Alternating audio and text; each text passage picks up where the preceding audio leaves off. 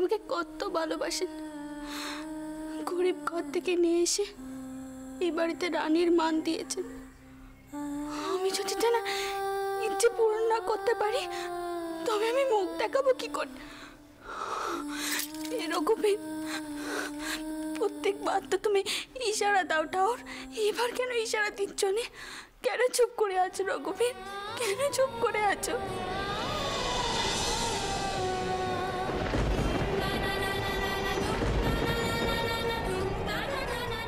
কি হচ্ছে? বিজীবখানা এমন ভাবে কাঁপছে কেন? তবে কি কোনো বিপদের সংকেত রঘুবীর? কষ্ট করে ইশারা দাও ঠাউর, ইশারা দাও।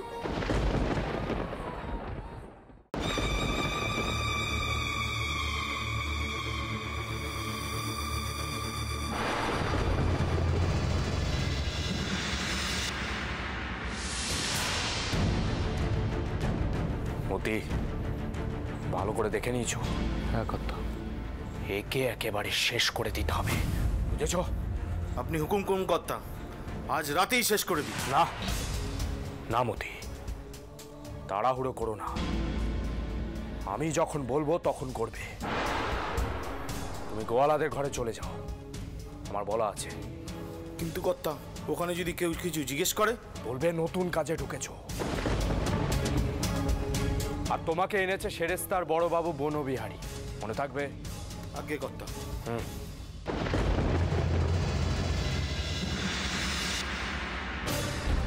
বাবু রাজচন্দ্র দাস বড্ড বার বেড়েছিলে না?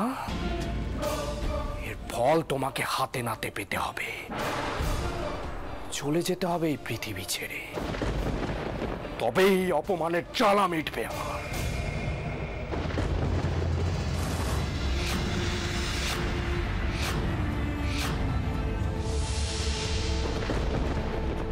তুমি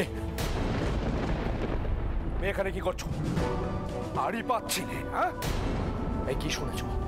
কি শুনেছো বলো আমাকে। আমি কিচ্ছুটা শুনিনি, আপনি আমার কথা কেন বিশ্বাস করুন। আমি তো এইমাত্র এলাম। বড় মা আপনাকে কইতে বললেন কি সব গান হবে, আপনি শুনতে চাইলে যেন বৈঠকখানে চলে যান। আমি ঠিক শুনলাম তো? না না, এ হতে পারেনি। যতই রাগারাগি হোক, তিনি তো ভাই, তার সম্পর্কে এমন কথা কইবেন?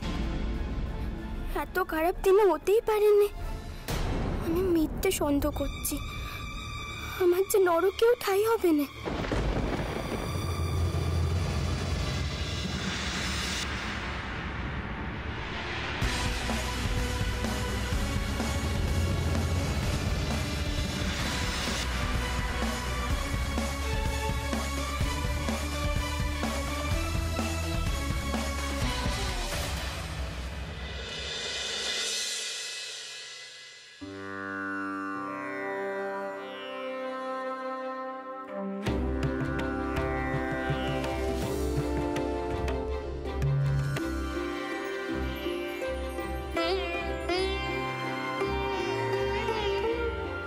এসো মা, এসো,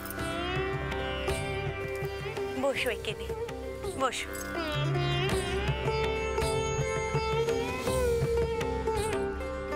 শোনো মা, তোমার মন ভালো রাখার জন্যে তোমার শোরটাও নিদু বাবুকে গান শোনাতে আসতে বলেছেন।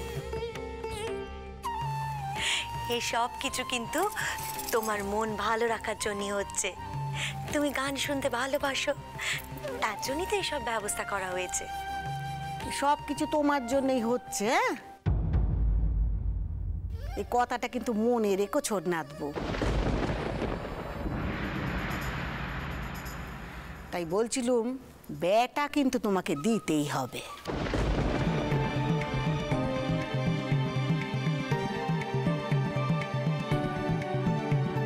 আর ছোট, তুই থামবি?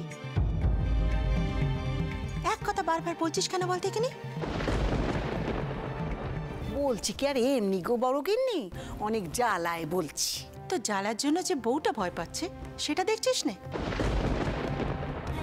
বউ, ওর কথায় কান দিস নে, মনটা ভালো রাখ। বড় কাণ্ডি বটে। পোয়াতি বউয়ের মন ভালো রাখার জন্য নিদু বাবুর গান শোনাচ্ছে।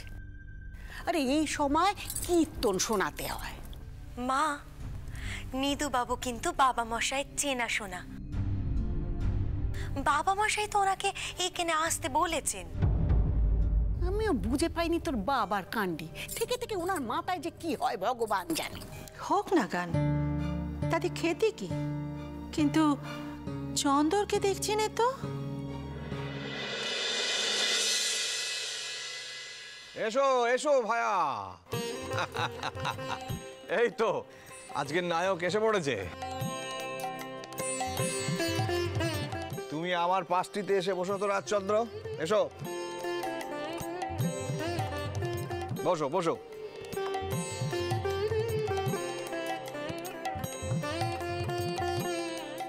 তুমি এতক্ষণ ছিলে কোথায়?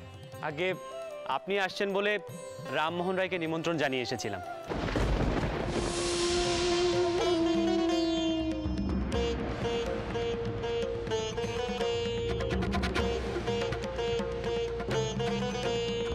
তাই?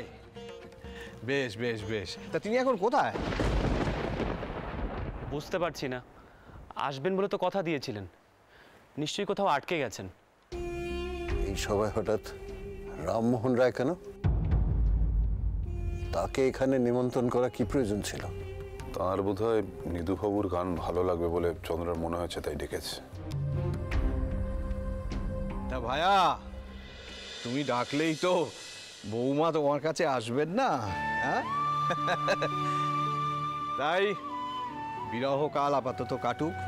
এই নাতিবাবু, বিরহের যন্ত্রণা যে কি যন্ত্রণা, সেই জ্বালা যাকে পোড়ায় সেই বোঝে গো, সেই বোঝে। দিবানিশি শুধু নাম জপ, কিন্তু অভিসারে যাওয়া হয় না।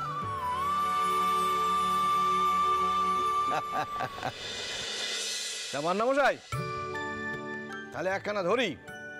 রামমোহন বাবু এলে না হয় পরে আবার গান হবে। হ্যাঁ হ্যাঁ, বেশ একটা জমিয়ে ধরুন। তবে হ্যাঁ ভায়া, তোমাকে কিন্তু আমার সঙ্গে ধরতে হবে। আজ কিন্তু ছাড়ছি না।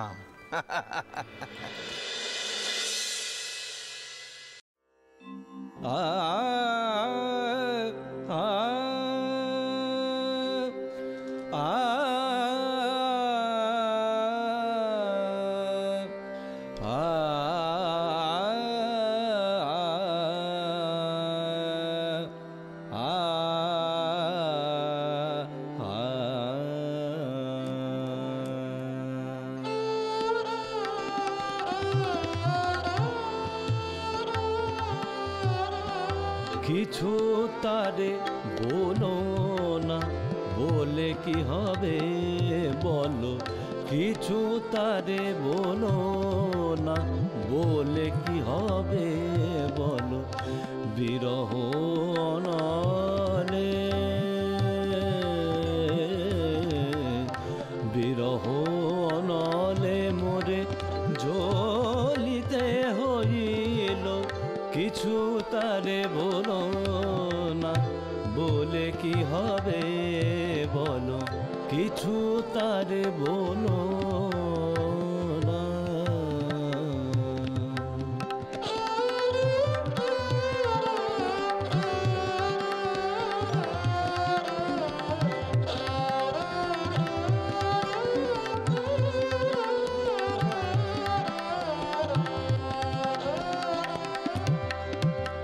সে যদি বুঝেছে ইহা, সে যদি বুঝেছে ইহা ভালো, সে হতো ভালো। সে যদি বুঝেছে ইহা, সে যদি বুঝেছে ইহা ভালো, সে হতো ভালো। ভালোবাসা ভালো ছিল, ভালোবাসা ভালো ছিল, প্রাণেতে ছিল আলো, কোথা গেল দিনগুলি, কোথা গেল দিনগুলি, সব যে আধার কালো। জীবন যৌবন সুখ, জীবন যৌবন সুখ, সব কারণ হলো বিধি কেন এমন। যাই বল না কেন যোগী, আমার কিন্তু ব্যাটাই চাই। তুই তোর বউকে বলে দিবি, আমি বলে দিলুম। আশীর্বাদ করি তোমার কোলে ছেলে আসুক। আমার বংশ রক্ষার দায়িত্ব আমি কিন্তু তোমাকে দিলুম মা লক্ষ্মী। যদি বুঝেছে ইহা ভালো, সে হতো ভালো, হইবে অনেক সুখ, এই বোধ ছিল। তা না হয়ে দুঃখ মুখ, দুঃখ মুখ, তা না হয়ে দুঃখ মুখ দেখিতে হইল। কিছু তারে বলো না, বলে কি হবে বলো, কিছু তারে বলো না, বলে কি হবে বলো। বিরহ অনলে মোরে ঝরিতে হইল। কিছু তারে, কিছু তারে, কিছু তারে, কিছু তারে, কিছু তারে বলো না, বলে কি হবে বলো। সাধু সাধু সাধু সাধু। সত্যি মন একেবারে ভরে গেল। কি গান শোনালেন! সত্যি মা সরস্বতীর বরপুত্র আপনি নীলবাবু। আপনার এই নাতিটিও কিন্তু খাসা গায় মান্না মশাই। নিধুবাবু, এবার একটু অন্দরে আসতে আজ্ঞা হোক। একটু সামান্য জলযোগের আয়োজন করা হয়েছে, তার মানে আসরে বসবেন। কালী যাও, ব্যবস্থা করে যাও। আসুন আসুন আসুন।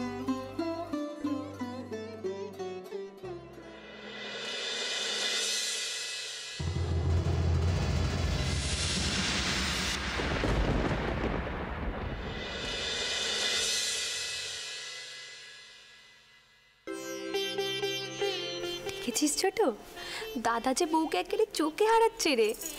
এই বিরহ জ্বালা যেদিন শেষ হবে, সেদিন যে কি হবে ভেবে দেখেছিস একবারও?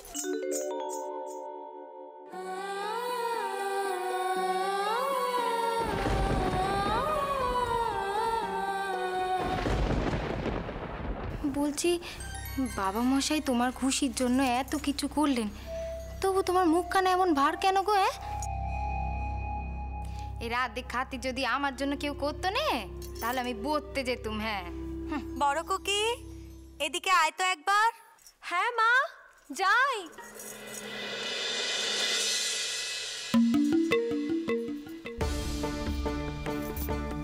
আচ্ছা বউ, এসে অবধি একখানা কথা কইব ভাবছিলুম।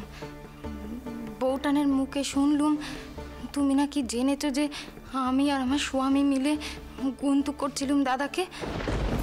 কিন্তু দেখো বউ, তোমার কাছে কিন্তু কিচ্ছু প্রমাণ নেই। তুমি ঘরের কাউকে কিছু বলে কিচ্ছুটি করতে পারবে না, আমি কিন্তু বলে দিচ্ছি, কিচ্ছুটি নেই। যা চোখে বুকে গেছে তা তুলছো কেন ঠাউরজি? কিছু করার হলে আমি অনেক কিছুই করতে পারতাম, কিন্তু আমি সেসব কোনো কথাই মনে রাখিনি, আর তোমার দাদাকেও কিচ্ছুটি বলিনি। কিন্তু আমি বিশ্বাস করতে পারছি না কোনো বোন তার দাদার খেতে চাইতে পারে।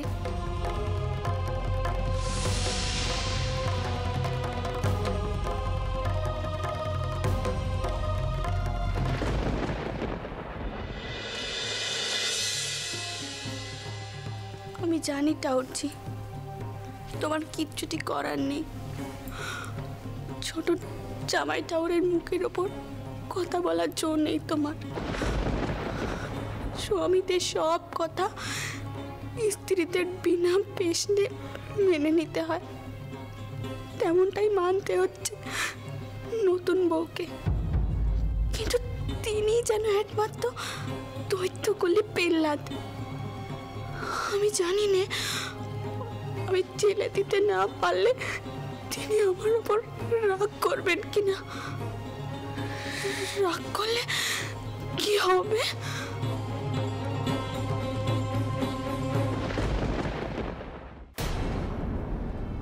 আসুন আসুন, আপনাদের সকলের জন্যই অপেক্ষা করছিলাম। রাজচন্দ্র, এসে তো গেছি, কিন্তু সঙ্গে একটা সমস্যাও নিয়ে এসেছি, আর এখনই এর একটা ব্যবস্থা না করলেই যে নয়। সমস্যা কি হয়েছে রামমোহন বাবু? ক্ষমতার মধ্যে থাকলে আমি নিশ্চয়ই সমাধান করব। রাজচন্দ্র, এই ছেলেটিকে দেখছো, এর নাম নিমাই চন্দ্র। অঘোর শাস্ত্রীর কাছে শাস্ত্র পাঠ নেয়, আমার অতি স্নেহভাজন। তো ও শুনেছে আজ রাতে উইলিয়াম ক্যারি আর মার্সম্যানের শ্রীরামপুরের মহিলা আশ্রমে তাদের অনুপস্থিতিতে হামলা করবে অঘোর শাস্ত্রী। সে কি? আগে হ্যাঁ, আমি শাস্ত্রী মশাইয়ের পেছন পেছন গিয়েছিলাম শোনার জন্যে। রাজচন্দ্র, কি করা যায় বলো তো? উইলিয়াম ক্যারি আর মার্সম্যান তো এতক্ষণে নিশ্চয়ই রওনা দিয়ে দিয়েছেন, আর সেখানে তো কোনো পাহারাও নেই। তুমি কি কোনো সাহায্য করতে পারবে? একটু দাঁড়ান, কাজটা একটু গোপনে করতে হবে। সর্দার, সর্দার, বলুন ছোট কর্তা। তুমি এখনই বেলেঘাটার আড়তে যাও, ওখানে যত পাইক আছে সকলকে নিয়ে শ্রীরামপুরের কেরি সাহেবের আশ্রমে যাবে। যদি কেউ আক্রমণ করে তাহলে আটকাবে। আর একটা কথা, কোনো প্রাণহানি যেন না হয়। যাও। আগে কথা।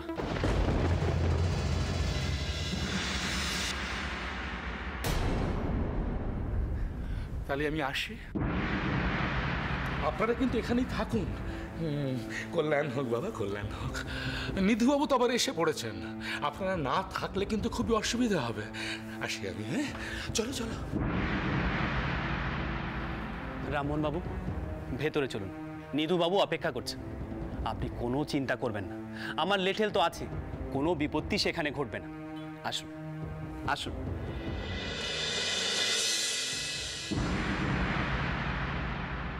ঠিকই বলেছ রাজচন্দ্র, তোমার লেঠেলরা অঘটন ঘটতে না দিতে পারে, কিন্তু আমার লেঠেল তো আছে অঘটন ঘটানোর জন্য। এমন ভাবে শেষ করব তোমায়, যাতে সাপও মরবে, লাঠিও ভাঙবে না। দেখো কি করি।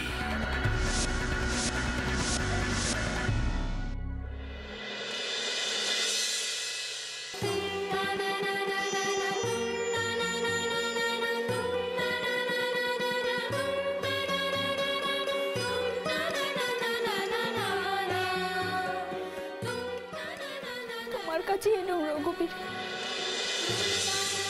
তখন তিনি বেশি কাখানা অমনভাবে কাঁপছিল কেন?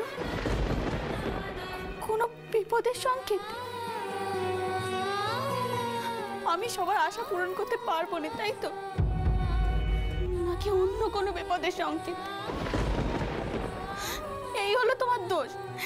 তুমি চুপ করে পাথর হয়ে থাকো, তারপর যখন বিপদ মাথায় ওঠে তখন তোমার হুঁশ হয়। আমি কিন্তু এবার কোনো কথা শুনবো না রকমে, কোনো কথা শুনবো না। তুমি কিন্তু কোনো বিপদ ঘটতে দেবে না, কোনো বিপদ ঘটতে দেবে নাহলে কিন্তু আমি মাথা ঘুটে মরবো, মাথা ঘুটে মরবো।